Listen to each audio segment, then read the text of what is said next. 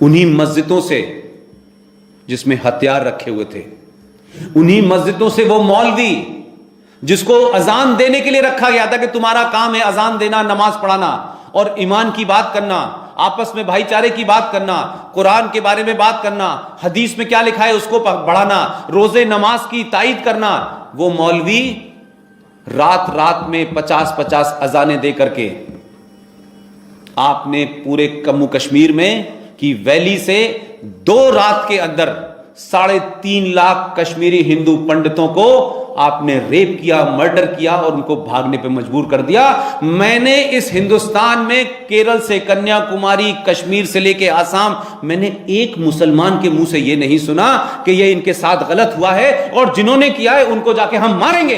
एक जुलूस नहीं निकला इस मुल्क के अंदर। हेलो दोस्तों, मस्जिद क्या है? देश की हर गांव, गली, शहर, कस्बे में इन्हें लगातार क्यों बनाया जा रहा है? क्या ये अल्लाह का घर है? और इनका अब तक कब, कहां, कैसे और किसके खिलाफ इस्तेमाल किया गया है, इस बात की जानकारी पुष्पेंद्र कुलशेठ जी दे रहे हैं पुख्ता सबूतों के साथ। तो आइए जानते हैं भारत में अल्लाह के घर के इस्तेमाल की कहानी। आपने मस्जिद का जिक्र किया, मस्जिद का इस्तेमाल कश्मीर में क्या हुआ रिजवी साहब? उन्हीं मस्जिदों से जिसमें हथियार रखे हुए थे, उन्हीं मस्जिदों से वो मौलवी जिसको अजान देने के लिए रखा गया था कि तुम्हारा काम है अजान देना, नमाज पढ़ाना और ईमान की बात करना, आपस में भाईचारे की बात करना, कुरान के बारे में बात करना, हदीस में क्या लिखा है उसको पढ़ाना, रोजे नमाज की तायीद करना, वो मौलवी रात रात में 50-50 अजानें दे करके आपने पूरे जम्मू कश्मीर में की वैली से 2 रात के अंदर 3.5 लाख कश्मीरी हिंदू पंडितों को आपने रेप किया, मर्डर किया और उनको भागने पे मजबूर कर दिया। मैंने इस हिंदुस्तान में केरल से कन्याकुमारी, कश्मीर से लेके आसाम, मैंने एक मुसलमान के मुंह से यह नहीं सुना कि यह इनके साथ गलत हुआ है और जिन्होंने किया है उनको जाके हम मारेंगे। एक जुलूस नहीं निकला इस मुल्क के अंदर। इसलिए कम्युनलिज्म शुरू हो जाता है, इसलिए फिर मैं हिंदुओं की बात करता हूं, इसलिए फिर मैं जब मुसलमान का नाम लेता हूं तो तकलीफ होती है मुझे। इसी देश के अंदर, इसी देश में 25 साल तक सिर्फ मुसलमानों ने अपनी गुंडागर्दी के चलते, गलत इंटरप्रिटेशन के चलते, कुरान के नाम से, हदीस के नाम से, तलवार के नाम से, बाबर का नाम लेके, औरंगजेब का नाम लेकर के इस देश को दबाया, डराया, धमकाया। हमारी तो 200 साल पहले चले जाएं तो हमारी पीढ़ी के साथ क्या किया औरंगजेब ने, क्या किया बाबर ने, क्या क्या हुआ उसकी इतिहास में नहीं जा रहा मैं, लेकिन उसके बावजूद भी हमने बदला नहीं लिया, हमने मारा नहीं किसी को। ऐसा नहीं हुआ कि जम्मू कश्मीर के अंदर जब यह हुआ तो हमने कहा कि यहां कलकत्ते में जो मुसलमान रह रहे हैं इनको मारो, बंगाल में जो रह रहे हैं इनको मार दो, रामपुर में जो रह रहे हैं इनको मार दो। नहीं किया। और आज भी जम्मू कश्मीर का मुसलमान, बहुत क्लियर टर्म्स में कह रहा हूं मैं, कोई मुसलमान लड़का भारत के किसी कोने में नौकरी कर रहा हो, मल्टीनेशनल में नौकरी कर रहा हो, किसी जगह पढ़ रहा हो, भारत की यह सरकार जिसके ऊपर बड़ा आरोप है कि ये बड़ी हिंदूवादी सरकार है, हिंदू कहते हैं हिंदूवादी नहीं है, मुसलमान कहते हैं ये हिंदूवादी है। एक और कंट्राडिक्शन है बेचारा, उसकी ये समझ ही नहीं आ रहा कि मैं हिंदूवादी हूं या हिंदूवादी नहीं हूं। हिंदूवादी कहते हैं तुम हमारा काम नहीं करते और वो कहते हैं ये इनका काम करता है। इसी सरकार ने, मैं ये अपनी बात रेफरेंस के लिए कह रहा हूं, सरकार जो भी अपनी जगह है, इसी सरकार ने हर राज्य के अंदर एक नोडल ऑफिसर अपॉइंट किया है।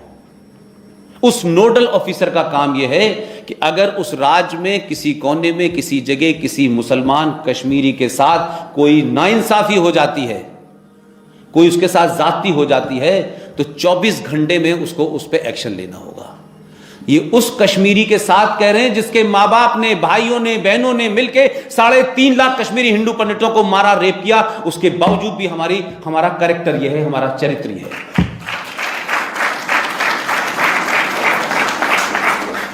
लेकिन यही भारत के मुसलमान,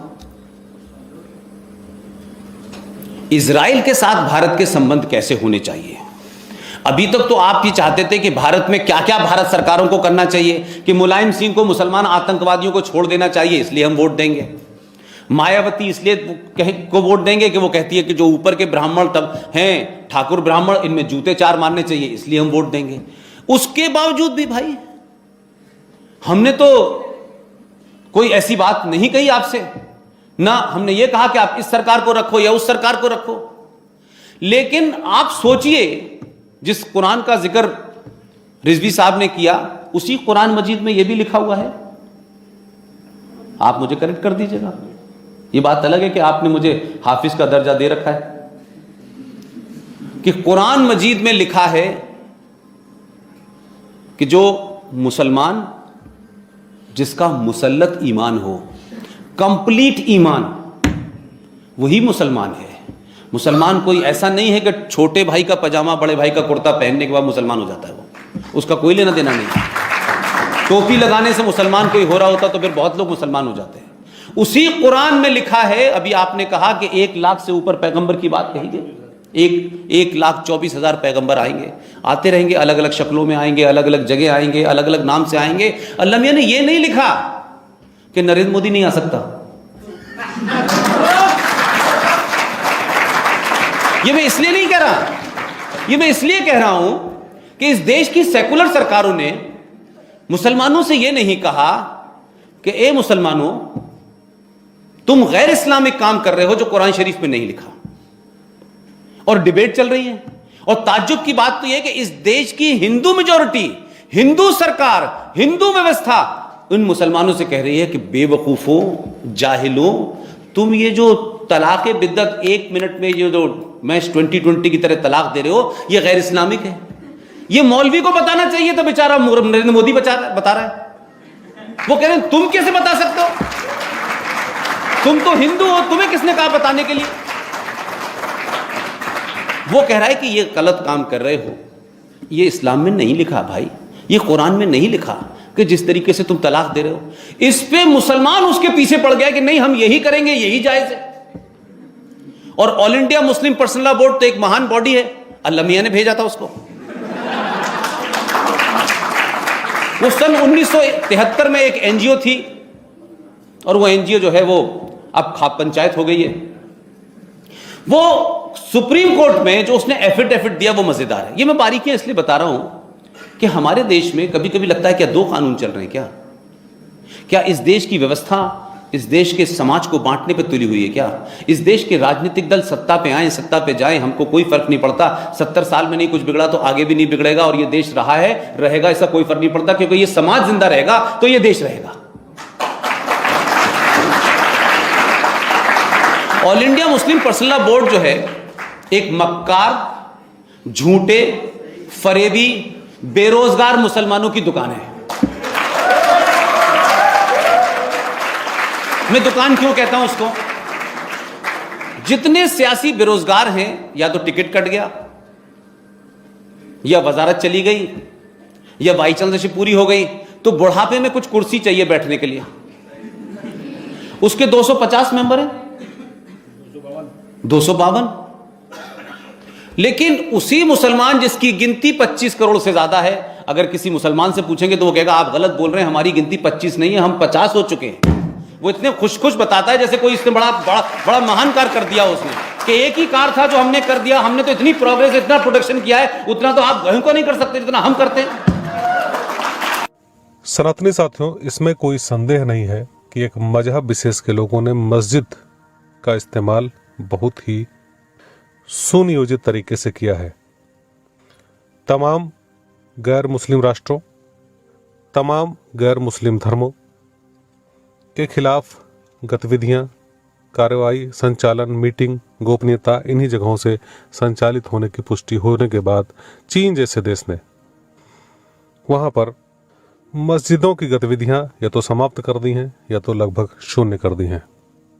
लेकिन भारत में आज भी इनका खुलेआम इस्तेमाल हो रहा है। न केवल ये बेतरतीब ढंग से बढ़ती जा रही हैं, वरन ऐसा लग रहा है कि किसी तैयारी के तहत ये बन रही हैं। कश्मीर एक नज़ीर है, जैसा पुष्पेन जी ने बताया कि वहाँ पर मस्जिदों का इस्तेमाल रात रात भर मुस्लिम आक्रांताओं से, लुटेरों से कम्युनिकेशन के लिए किया गया और हिंदुओं को धमकाने के लिए, मैसेज देने के लिए किया गया। और आपको हैरानी इस बात की होगी कि जिस जगह से ये गतिविधियां चलाई गई वहाँ पर वही मस्जिदें आज भी धारा 370 हटने के बाद भी हैं और कमोबेश वही मौलाना भी हैं।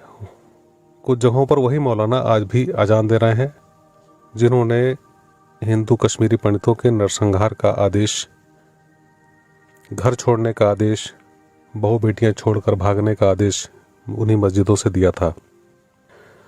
इसके बाद भी अगर तबरेज, एक चोर, भीड़ की पिटाई से मर जाता है तो पूरा इस्लाम खतरे में भारत में आ जाता है।